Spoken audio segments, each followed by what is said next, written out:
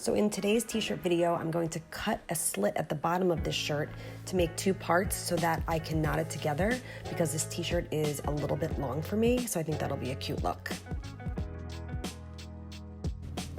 So I'm gonna flip this one around and start at the collar, and I'm thinking of actually making a little bit of like a V-neck look, so cutting it a little bit more triangular.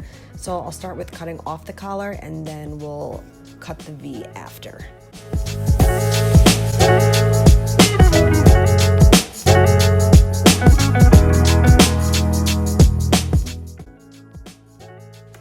Now keep in mind, I'm going a little bit rogue here when I cut. I think if you want to cut a neater, straighter sort of line around the collar, it's nice to draw a line first that you can follow, but I'm kind of just using my eye because I don't mind that it's a little bit winged of a look and a little bit DIY-ish.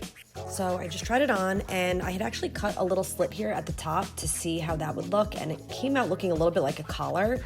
So I think what we need to do is create the V look that I had originally mentioned by cutting it into sort of that triangle shape here at the top.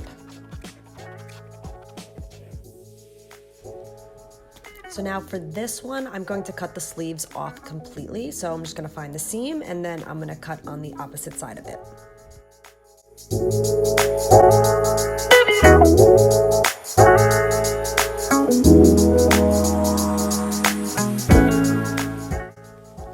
Okay, so that looks good. So now I'm just gonna give each side a quick tug just to give it a little bit more of that relaxed finished look versus looking so choppy.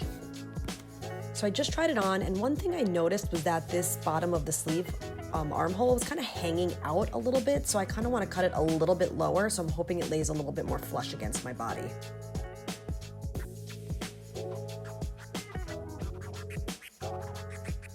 Okay, so now we're at the final step. I'm going to cut a slit right in the center here so I can have two parts that will knot together. This is probably a great time to draw and use measurements so you get it centered right in the middle, but again, I'm just gonna eye it because that's the way I like to do it.